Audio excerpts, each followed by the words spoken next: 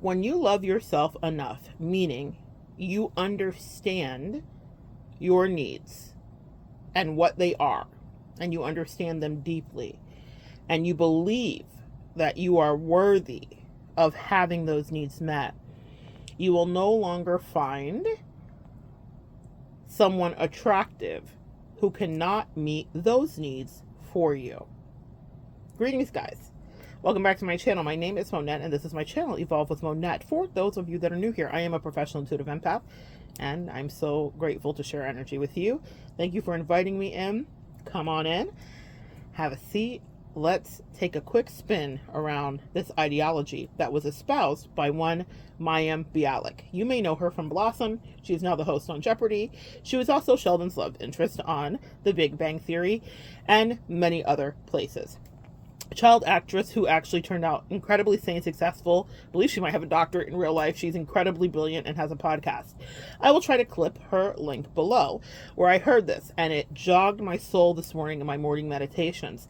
And I thought, let me expound upon it, but first pay homage to her thought form, which I thought was brilliant. And it's something that I'm noticing. I'm learning all these new and delicious things about myself in this new year of my life. When I say new year, we are crossing over into birthday time. So a lot of these things that you will hear have been recorded on the day of my birthday. I wanted to do a lot of work to kind of seed the year with positivity. And so this message is for you. If you have ever struggled with what that means, we always hear like, if you don't, how you're going to love someone else if you don't love yourself. That's from RuPaul's Drag Race. Well, you have to love yourself first. Mary J. Blige, who ironically writes a lot of love songs about the ending of not good relationships and toxicity, talks about that. The thing about it is we're always on this earth struggling and trying to find what that equilibrium is, what that feels like. What does it mean to love yourself enough? Well, what I've discovered on my journey is that it's a real feeling that sets in where things stop being acceptable for you, where you just are not in a place of people pleasing, and things that you were once attracted to. I know it because I see it with my clients, and I've seen it happen within my own soul and self. Stop being appealing. Not just appealing, they become repulsive. And empaths and people pleasers and reformed codependents here, you may understand and relate to the feeling of always wanting to show up and give, always wanting to be enough for any kind of connection, whether it was your lovers, your friends, or your family. And here's where you get to a place of peace. It's not that you wish any ill will to anyone that doesn't meet your needs. It's that you'll no longer share space, time, and energy with someone who is unwilling to meet your needs. That's it. It's so simple. People will take offense to it. They will try to project, they will try to villainize you. But if they are unwilling to meet your needs, but you're meeting their needs, and this happens to me all the time. I get tested with this all the time. In this year alone, I was tested with two very distinct and very different relationship dynamics with people, and it was same at the end of the day. And I dispatched both of them back to the streets where they could play and frolic and be in the cosmic world and streets, because I realized, and one was more of a romantic undertone, and one was a very platonic friend.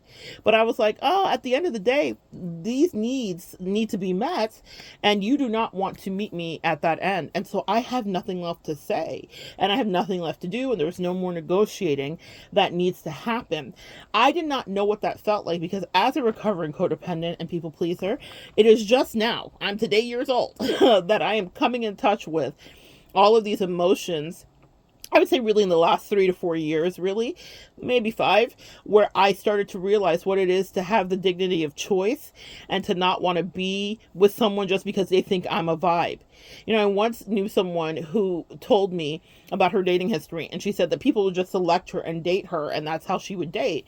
And I was like, so were you not attracted mutually? And it would be like, essentially someone would just be like, pluck, you're my next person. And she would be in for it. Well, it's made me think about how narcissists pick us. And that's usually what happens. A narcissist will seek you out and assess whatever your deficit is and think that they can physically exploit it or emotionally or mentally exploit it to some degree. And a lot of us are used to, out of our need to be desired, picked in connection or relationship, used to just accepting that. And I thought, I had to reflect when she said that to me.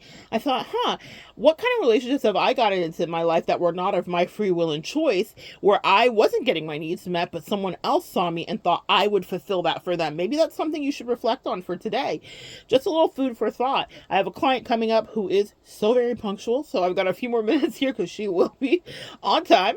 And what I will tell you is this: you need to really assess it. It's ironic that that client is a brilliant mind, and I want you to assess it the way that I think that that client would, which is very logically and very cerebrally, maybe even from the energy of air sign. Any Aquarius, Libra, or Gemini energy has the ability to really discern and be more cerebral about quote unquote love than emotional. And I got to step out of all of my emotions. As a Leo, I wear my heart on my sleeve. I love love. I love the people I love so very deeply, with an extreme loyalty, to the point that it was causing a deficit for me, to the point where people had no problem not meeting my needs, not meeting me halfway. They didn't want to give me explanations or understanding. They wanted full explanations from me, full accountability from me, but they were like real haphazard and casual and laissez-faire, like, oh no, I'm just not, blah, blah, blah, blah. And that was with both of those connections, different ends of the spectrum, but both of them. I have one of my friends spells both of them Boffum, which is hilarious to me. But both of them, both of them were doing the same thing. They were the same person to me. At the end of it, I was like, oh, so you also don't want to fulfill my needs, or you also don't want to meet me. And it doesn't matter what nice gestures or anything anybody's ever done.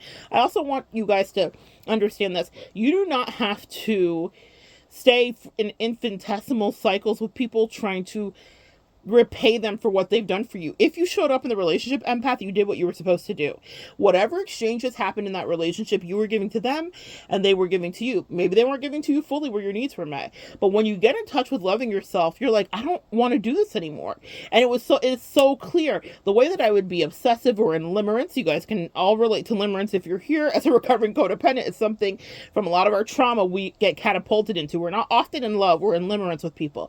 But I've been in limerence, I've been in love, I've been in I've been in infatuation, whether it's friends or family or whatever, people that, well, not family, excuse me, but friends or relationships where I'm like, I really care about you. You're my favorite person, all that stuff. But as soon as I realized, like, oh, they're not going to meet my needs, I realized how much I had grown, guys, and I want you to assess that for yourself. Give yourself a pat on the back. Instead of self-flagellating, which we so often do, and beating ourselves up, why don't you give yourself a pat on the back for the fact that you broke up, left, or disconnected from people that just weren't giving you what you needed, wanted you to carry all their weight and all their baggage and all their bullshit, wanted to only live in a certain vibration, wanted to commiserate, and didn't really want to see you be great, and were hiding like hidden jealousies, weirdness. Even your own spouses sometimes can be these people that are like anchors holding you down. And I have some videos coming out. Again, I did a lot of work today on the birthday, so you'll see some more videos of the birthday. It was August 4th, is August 4th, so whenever you're seeing this, if it's not August 4th, the energy is that of me starting something new here. So in any case, I have some more thoughts about this that I'll expound upon, and I'm going to come on camera to do it. But I feel like this is something that you need to understand. What it feels like to love yourself is to be like, I no longer want to go along with your plan. Your plan for my life, your idea for my life, your projected secret hate and fears, your insecurities that you're projecting onto me because you can never live the life that I'm living or couldn't even imagine it, nor do you want to. Some of these people disdain you, disdain the life you're living, think you don't deserve it, wish they had it for themselves. They're in envy. You know, jealousy is, man, I see that, I wish I could do that. It inspires me to get that. Envy is, I hate you for having that. I want to take it away from you, ruin it, sabotage it, send evil eye to it, make sure I cock block it in whatever capacity because I envy you. And envy is dangerous. When people envy you, get them the fuck away from you, okay? You have permission to say it. Get them the F away from you on this day. If you can scan energetically and think about someone who might be envious of you, and here's how you'll know envy happens. They'll absolutely accidentally slip and say something.